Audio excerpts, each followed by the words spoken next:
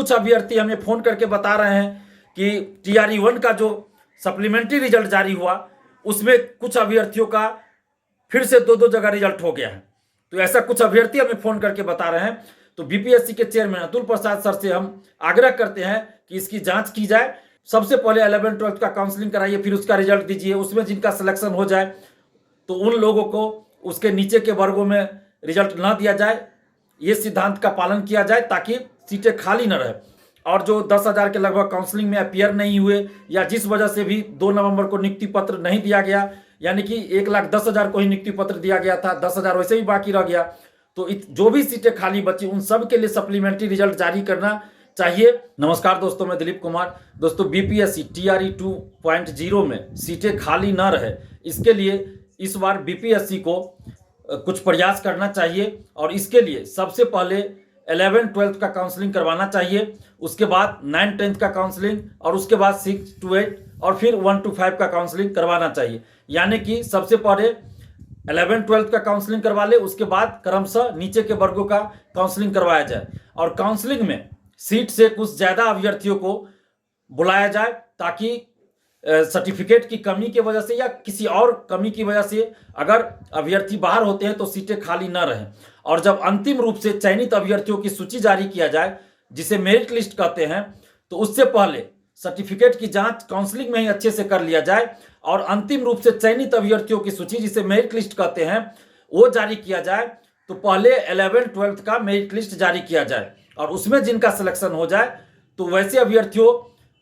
का रिजल्ट उसके नीचे के क्लास में नहीं दिया जाए, यानी कि 9-10th या 6 to 8 या 1 to 5 में नहीं दिया जाए। इसी तरह जब 9-10th का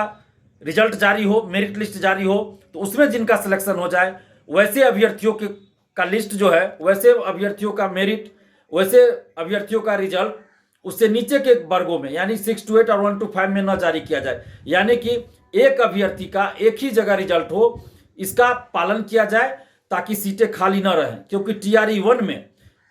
हजारों सीटें खाली रह गई, जिसके चलते बहुत विवाद हुआ। तो हम लोग चाहते हैं कि TRE 2 में किसी तरह का विवाद न हो और जितने सीटों पे वैकेंसी निकली है, अगर अभ्यर्थियों के पास योग्यता है, विज्ञापन की शर्तों के अनुसार वो सारी योग्यता रखते हैं, सारी शर्तों का पालन करते हैं, तो सीटें खाली नहीं रहनी चाहिए और जितने सीटों पे वैकेंसी आई उतने सीटों पे बहाली पूरी होनी चाहिए, उतने सीटों पे अभ्यर्थियों को नौकरी मिलनी चाहिए। और इसके लिए यह आवश्यक है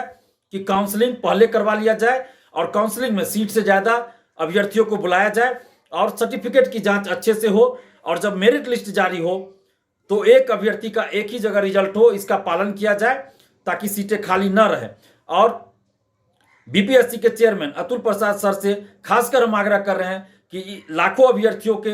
हित को ध्यान में रखकर इस बार ऐसा किया जाए, जो TRE 1 में नहीं हो सका TRE 2 में इसको लागू किया जाए और एक अभ्यर्थी का एक ही जगह रिजल्ट हो, इसको गंभीरता पूर्वक से लागू किया जाए। इस पे अतुल प्रसाद सर से हम आग्रह कर रहे हैं कि विचार कीजिए गंभीरता पूर्वक और सबसे पहले 11th-12th का काउंसलिंग कराइए, फिर उसका रिजल्ट दीजिए। उसमें जिनका सिलेक्शन हो जाए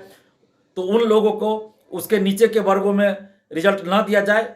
ये सिद्धांत का पालन किया जाए ताकि सीटें खाली न रहे। और कुछ अभ्यर्थी हमें फ़ोन करके बता रहे हैं कि TRE 1 का जो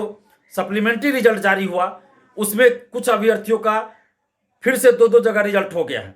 तो ऐसा कुछ अभ्यर्थी हमें फ़ोन करके बता रहे हैं। तो BPSC के चेयरमैन अतुल प्रसाद सर से हम आग्रह करते हैं कि इसकी जाँच की जाए, जो अभ्यर्थी कह रहे हैं उसकी जाँच की जाए, क्योंकि बहुत अभ्यर्थी हमें फ़ोन करके ऐसा बता रहे हैं। तो अतुल प्रसाद सर से हम आग्रह कर रहे हैं, मांग कर रहे हैं कि आप इसकी जांच करवाइए और अगर एक अभ्यर्थी का 2-2 जगह फिर से रिजल्ट हो गया है तो आप उसके जगह पे सप्लीमेंट्री रिजल्ट और जारी कीजिए। और इसके अलावा जो भी सीटें खाली, हम तो शुरू से मांग करते आ रहे हैं कि जो भी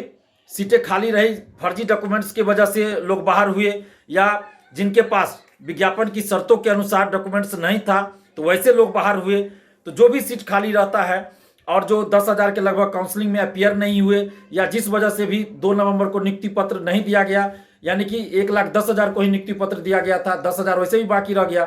तो जो भी सीटें खाली बची उन सब के लिए सप्लीमेंट्री रिजल्ट जारी करना चाहिए। हम BPSC के चेयरमैन अतुल प्रसाद सर से आग्रह कर रहे हैं कि आप और सप्लीमेंट्री रिजल्ट जारी कीजिए, क्योंकि हजारों अभ्यर्थी परेशान हैं और अब वो लोग कोर्ट की शरण में जाने की योजना बना रहे हैं और पटना हाईकोर्ट में लोग केस करने जा रहे हैं। और अभ्यर्थी गरीब हैं, कैसे कैसे पैसा इकट्ठा करते हैं, तो उनकी समस्या को समझना चाहिए और उन समस्याओं पे विचार करना चाहिए, क्योंकि यहाँ मजदूर के बच्चे हैं, किसान के बच्चे हैं, गरीब घर के बच्चे हैं, और वो लोग किसी तरह पैसा इकट्ठा करके पटना हाई कोर्ट जाना चाहते हैं। कितनी समस्या हो रहेगी उन लोगों को, तो वो ऐसी नौबत ना आए। अगर पहले ही आप कुछ रिजल्ट दे देते हैं और तो उन लोगों को कोर्ट नहीं जाना पड़ेगा, नहीं तो वो लोग फिर कोर्ट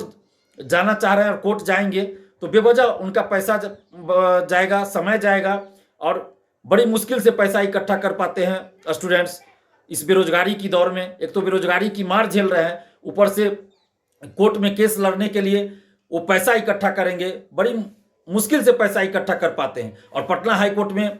बहुत पैसा लगता है केस लड़ने में। तो इसलिए हम बीपीएससी के चेयरमैन अतुल प्रसाद सर से आग्रह कर रहे हैं कि इस पर आप गंभीरतापूर्वक विचार कीजिए और सप्लीमेंट्री रिजल्ट दीजिए, और साथ ही टीआरई 2 में एक अभ्यर्थी का एक ही जगह रिजल्ट हो